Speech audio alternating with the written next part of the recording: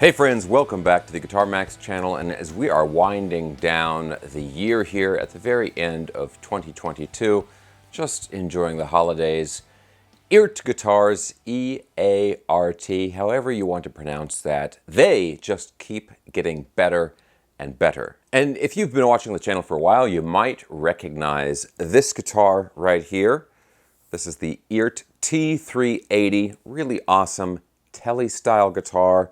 It's got these awesome rounded ball-end stainless steel frets, humbuckers on a Tele type body, and it's got a coil splitting switch down here. And guys, I've had this guitar for a while now, and I play this guitar all the time.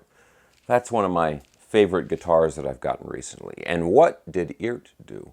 Well, they took a bunch of features and ideas from that guitar and they put it in a beautiful semi-hollow body version. Maybe you want a Tele style guitar that blends some old-timey traditional features that everybody knows and loves, but with, some modern electronics and modern hardware. Don't get me started on the old school Tele bridges where, it looks like they randomly found some parts in a junkyard or something. Look at this down here. First of all, it's a string-through body. I mean, look at the body there. Really nice.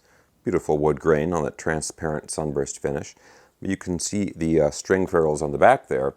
But yeah, no trim, and it has the six individual saddles like you would find on a modern Strat. So there's no trim to screw around with, and all of these adjustments, the intonation and your setup adjustments, very, very easy to make on this bridge. But I'm getting a little bit ahead of myself here. This is the Eart ETT. And yes, it is a beautiful looking guitar, but it's got some specs that I really, really love. Now, I already talked about the bridge, but we've got a roasted mahogany body. And of course, the good old F-hole that everybody loves there. It's a semi-hollow body. And then we've got one of these nice roasted maple necks. Really comfortable neck profile on this. It's a very thin, very shred-friendly neck.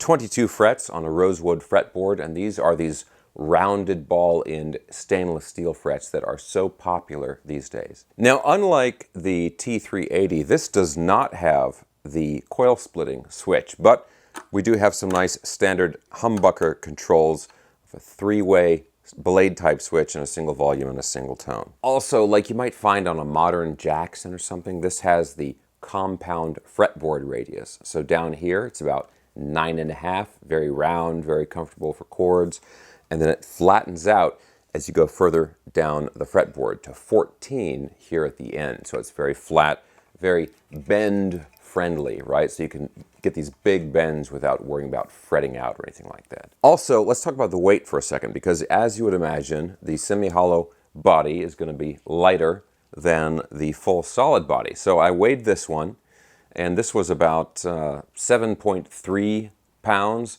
This one here is about 6.5 pounds. So it's about 3/4 of a pound lighter than this one. So, basically like a really big sandwich. And these two guitars both cost about the same. I think the regular street price is about $3.99, and they have it in the Sunburst, which I love. And then they also have, I think, a white one and like a seafoam green or something. So they're definitely going for more vintage colors on this model. And as usual, I'll put a link down to these in the video description below. You get them right from Amazon. And depending on when you're watching this, there's probably still time to get one before Christmas. Okay, so we're going to go ahead and plug this in. And, as you can imagine, even acoustically, it's quite a bit louder than the solid body version, just because of, the semi-hollow body nature to it and everything. So it has a very nice, big, resonant sound, and I'm hoping that that's going to translate through the pickups into the amplifier and give us some really, really big, boomy, powerful, kind of different tones once we plug it in and everything. So let's go ahead and do that. But first, as always, guys, if you enjoy videos like this, checking out cool, new, affordable guitars, and also staying up on all the latest news in the guitar universe, and you have not already subscribed, please consider subscribing right now. Okay, guys, there we go. Let's plug in the Eart ETT and listen to how it sounds.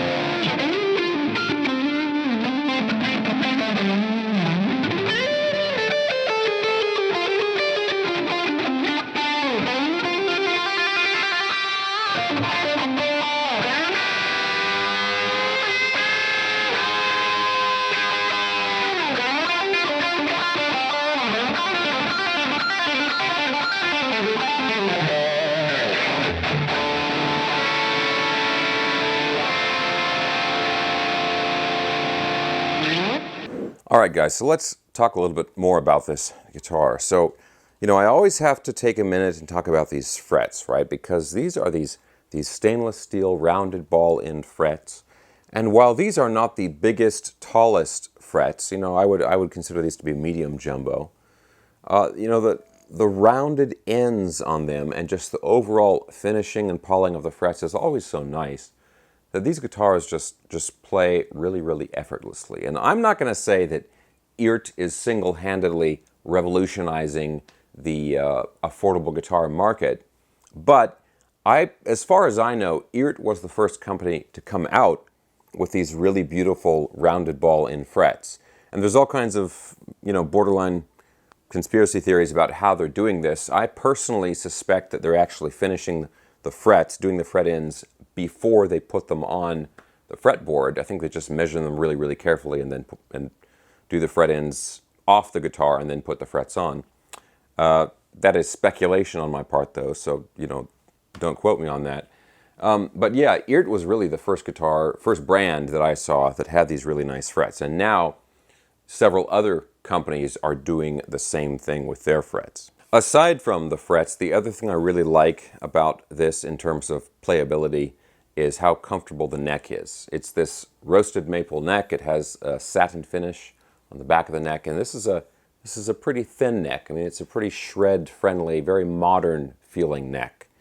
It's kind of I'm going to say a thin D shape, right? So very, very comfortable. Also, the tone is great for a guitar of this style. Obviously, with this pickguard and the sunburst color and it being a semi-hollow body guitar, you might not be doing like progressive metal with this guitar or something like that. You could do that, but you're probably not going to use it for that. You're probably going to use it for blues or jazz or maybe fusion or blues rock or something like that.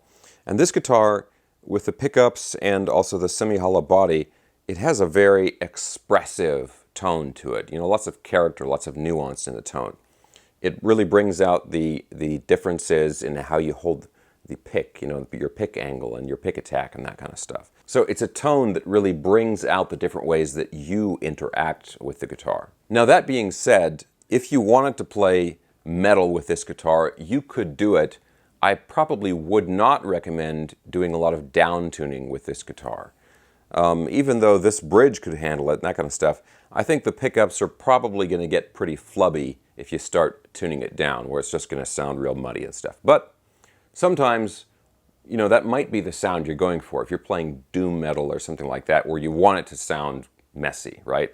In that case, it would work fine. Now, between these two guitars, I mean, I don't know. This one looks incredible, but I think having the coil splitting ability on this one and also these pickups are a little bit more modern here, I think I'm still going to prefer this one, because most of the playing I do is like, you know, I'm doing like 80s shredder stuff, right? And so, you know, all the time lately I've been grabbing this guitar to just sit down and practice some, you know, 30-second note runs or something like that.